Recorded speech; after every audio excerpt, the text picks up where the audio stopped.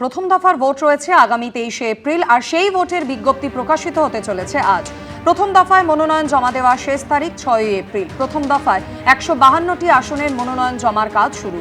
152 আসনের মধ্যে অন্যতম নজরকাড়া কেন্দ্র নন্দীগ্রাম। সূত্রের খবর, আজ নন্দীগ্রাম কেন্দ্র থেকে মনোনয়ন জমা দেবেন শুভেন্দু অধিকারী।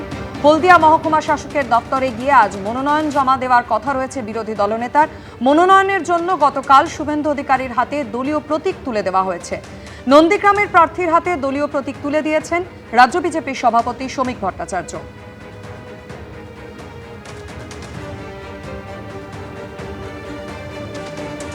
আজ প্রকাশিত হতে চলেছে প্রথম দফা ভোটের বিজ্ঞপ্তি। প্রথম দফা ভোটের মনোনয়ন জমার শেষ তারিখ 6ই এপ্রিল এবং অন্যদিকে আজই মনোনয়নপত্র জমা দেবেন নন্দীগ্রাম কেন্দ্রের বিজেপি প্রার্থী শুভেন্দু অধিকারী।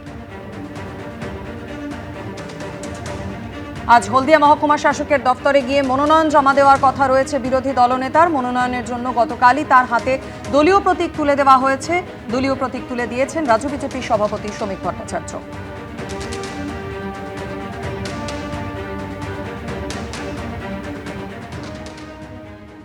প্রথম দফায় 284 আসনে প্রার্থী তালিকা প্রকাশ করল কংগ্রেস।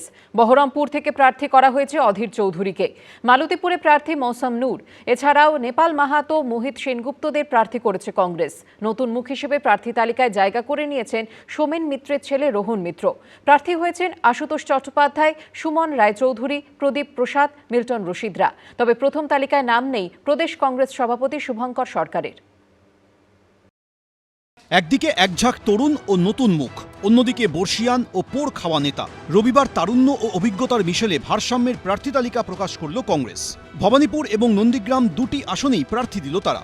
এদিন প্রথম দফায় যে 284 আসনে প্রার্থী তালিকা ঘোষণা করা হয়েছে তাতে নিঃসন্দেহে সবচেয়ে উল্লেখযোগ্য নাম হল অধীর চৌধুরী। 1996 সালের পর 2026, 30 বছর পর ফের বিধানসভা ভোটের লড়াইয়ে নামছেন প্রাক্তন প্রদেশ কংগ্রেস সভাপতি। মুর্শিদাবাদের বহরমপুর আসন থেকে প্রার্থী করা হয়েছে অধীর চৌধুরীকে।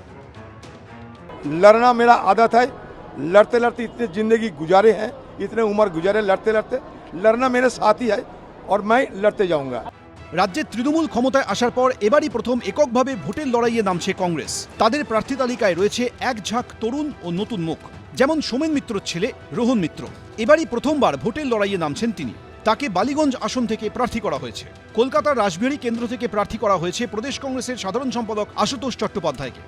আমি তো মনে করি যে রাসবিহারী বিধানসভা কেন্দ্রে আমি নিজে রাসবিহারী ছেলে এবং 81 নম্বর ওয়ার্ডে আমি থাকি এবং আমি জানি না তৃণমূল বা বিজেপি তারা কেন বাইরে থেকে বারবার ক্যান্ডিডেট দিতে হয়। বিজেপির সরকার SIR এর লাইনে দাঁড় করিয়েছে, নাম কেটেছে এবং ক্যাসেল লাইনে দাঁড় করিয়েছে। মমতা বন্দ্যোপাধ্যায়ের কেন্দ্র ভবানীপুর থেকে প্রতিদ্বন্দ্বিতা করবেন কংগ্রেসের দক্ষিণ কলকাতা জেলা সভাপতি প্রদীপ প্রসাদ। শুভেন্দু অধিকারীর কেন্দ্র নন্দীগ্রামে কংগ্রেস প্রার্থী করেছে দলের যুবমুখ শেখ জরিয়াতুল হোসেনকে। উত্তর দিনাজপুরের চাকুলিয়ায় তরুণ নেতা আলী ইমরান রামজ ভিক্টরের ওপরে আস্থা রেখেছে কংগ্রেস। বীরভূমের হাসনে ফের প্রার্থী হয়েছেন মিল্টন রশিদ। বিধাননগরে কংগ্রেসের প্রার্থী রণজিৎ মুখোপাধ্যায়। রাজারহাট গোপালপুর কেন্দ্রে কংগ্রেসের প্রার্থী নতুন মুখ পার্থ ভৌমিক। মানিকতলা থেকে প্রার্থী করা হয়েছে সুমন রায়চৌধুরীকে। এই মেরুকরণের বাংলায়, যেখানে বিজেপি এবং তৃণমূল একসঙ্গে মেরুকরণের খেলা খেলছে, সেই জায়গায় জাতীয় কংগ্রেসের লড়াই মানুষের জন্যে, সেই লড়াইয়ে শরিক হওয়ার জন্যে দল যে আমাকে সুযোগ দিলেন, সেই লড়াই মাঠে ময়দানে নেমে দলের প্রতীক নিয়ে আমাকে দাঁড়ানোর সুযোগ দিলেন, তার জন্য আমি দলের কাছে কৃতজ্ঞ। আমি আশা করব সব সহকর্মীদের নিয়ে কাঁধে কাঁধ মিলিয়ে আমাদের শক্তি অনুযায়ী আমরা একটা ধর্মনিরপেক্ষ সমাজ উপহার দিতে পারবো বাংলাকে। তারুণ্যের পাশাপাশি অভিজ্ঞ ও বর্ষিয়ান নেতাদেরও একাধিক কেন্দ্রে গুরু দায়িত্ব দিয়েছে দল। এবছরের শুরুতেই রাজ্যসভার সাংসদ পদে ইস্তফা দিয়ে তৃণমূল থেকে কংগ্রেসে ফিরেছেন মৌসম বেনজির নূর। গনিখান চৌধুরীর ভাইজি মৌসম নূরকে মালদার মালতীপুর কেন্দ্র থেকে প্রার্থী করা হয়েছে। বর্ষিয়ান কংগ্রেস নেতা নেপাল মাহাতোকে তার পুরনো কেন্দ্র বাগমুন্ডি থেকে ফের প্রার্থী করেছে কংগ্রেস। পরপর দুবারের বিধায়ক এবং আরেক বর্ষিয়ান নেতা মোহিত সেনগুপ্ত প্রতিদ্বন্দ্বিতা করবেন রায়গঞ্জ থেকে। ইটাহারে অমল আচার্যকে প্রার্থী করেছে কংগ্রেস। এদিন 284 আসনে প্রার্থী তালিকা ঘোষণা করলেও তাতে নাম নেই প্রদেশ কংগ্রেস সভাপতি শুভঙ্কর সরকারের। আমরা বলেছিলাম যে সেকুলার দল সবাই একসাথে চলুক, সেটা কংগ্রেস মনে করেনি। তো কংগ্রেস একটা বড় দল, তারা যা মনে করেছে তাই তারা করেছে। নির্বাচনে তারা লড়াই করবে, কিন্তু আমাদের সবার মনোভাব থাকা উচিত বিজেপি এবং তৃণমূল এই দুই বিপজ্জনক শক্তি, বাংলাকে বাঁচাতে হবে। খুব লম্বা চড়া ব্যাপার, কিন্তু মানুষ এসবদের দিকে আর দেখছে না। একটা প্রাগৈতিহাসিক দল, সাইনবোর্ডটাও খুঁজে পাওয়া কি কোনো জায়গায় মুশকিল। কয়েকটি জায়গায় নাম কাওয়াস্তে আছেন। কলকাতার শেফ শিবরাত্রির সলতে তিনিও নিভে গেছেন। সুতরাং এখন বাকিটা ইতিহাস বলবে। গত বিধানসভা ভোটে কোনো আসন পায়নি কংগ্রেস, তবে 24-এর লোকসভা ভোটে মালদা দক্ষিণ আসনে জেতেন কংগ্রেসের ঈশা খান চৌধুরী। এবার 26-এর বিধানসভা ভোটে কি শূন্যের গেরো কাটবে, আশাবাদী কংগ্রেস। উজ্জ্বল মুখোপাধ্যায়, শিবাশিস মৌলিক, বিটন চক্রবর্তী, এবিপি আনন্দ।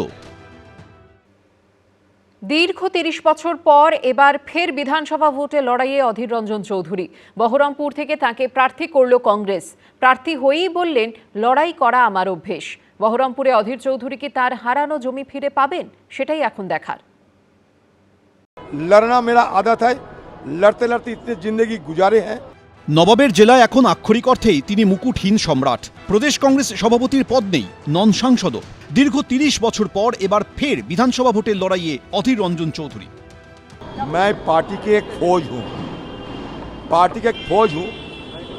पार्टी की आला कमान की तरफ से ये हिदायत दिए गए थे कि बंगाल में जो सीनियर लीडर्स है सारे चुनाव में उतरे, तो मैंने सोचा कि क्यों ना मैं उतरूं।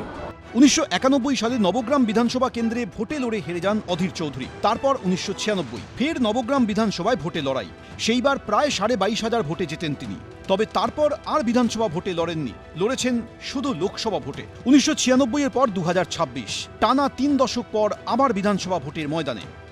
पार्टी की आदेश और हिदायत के मुताबिक मुझे लगा कि जब जोखिम हालात होते हैं तब खुद को पार्टी की सहायता करने के लिए, मदद करने के लिए जमीन पे उतरना एक धर्म होते हैं, मान लीजिए कि राजनीतिक धर्म होते हैं। तो मैं इसलिए पार्टी की हिदायत को मानते हुए चुनाव में मैं भाग लेने, शिरकत करना चाहते थे और एक उम्मीदवार की हैसियत से मैं उतरने की तैयारी भी कर रहा हूँ। বহরমপুরে বারবার অপরাজেয় থেকেছেন অধীর চৌধুরী। তবে তাল কেটেছে 2024-এর লোকসভা নির্বাচনে, হাতছাড়া হয়েছে ডাবল হ্যাট্রিক। 2019-এর লোকসভা নির্বাচনে বহরমপুর আসনে তৃণমূল প্রার্থী ইন্দ্রনীল সেনকে 3,56,567 ভোটে হারান অধীর চৌধুরী। পশ্চিমবঙ্গের 42টি আসনের মধ্যে সবচেয়ে বেশি ব্যবধানে জেতেন অধীর চৌধুরী। কিন্তু 2024-এর লোকসভা নির্বাচনে প্রাক্তন ক্রিকেটার ইউসুফ পাঠানের কাছে 85,000-এর বেশি ভোটে হেরে যান তিনি। যদিও বহরমপুর বিধানসভা কেন্দ্রে এগিয়েছিলেন অধীর চৌধুরী, সেখানে ভোট পেয়েছিলেন 83,000-এর বেশি। বিধানসভা নির্বাচনে এবার তাঁর লড়াই তৃণমূলের নারুগোপাল মুখোপাধ্যায় এবং বিজেপির সুব্রত মৈত্রর সঙ্গে। তবে গড় পুনরুদ্ধারে আত্মবিশ্বাসী অধীর চৌধুরী। लड़ना मेरा आदत है, लड़ते लड़ते इतने जिंदगी गुजारे हैं, इतने उम्र गुजारे लड़ते लड़ते। लड़ना मेरे साथी है और मैं लड़ते जाऊंगा। একসময় মোটর বাইক চেপে গোটা বহরমপুর শহর চক্কর দেওয়া সেই যুবক এখন প্রবীণ নেতা। সময় বদলেছে, বহরমপুর পাল্টেছে, পাল্টাতে হলো অধীর চৌধুরীকেও। তাই লোকসভার ভোটে হেরে এবার বিধানসভার পরীক্ষায় নামতে হলো তাঁকে। অধীর চৌধুরী কি তাঁর হারানো জমি ফিরে পাবেন 2024 থেকে 2026? বহরমপুরবাসী কি অধীরের জন্য অধীর আগ্রহেই অপেক্ষা করছিল, নাকি ভুলতে বসেছে তাদের একদা রবিনহুডকে? উত্তর মিলবে চৌঠামে। এবিপি আনন্দ। এবিপি আনন্দ, এগিয়ে থাকে, এগিয়ে রাখে।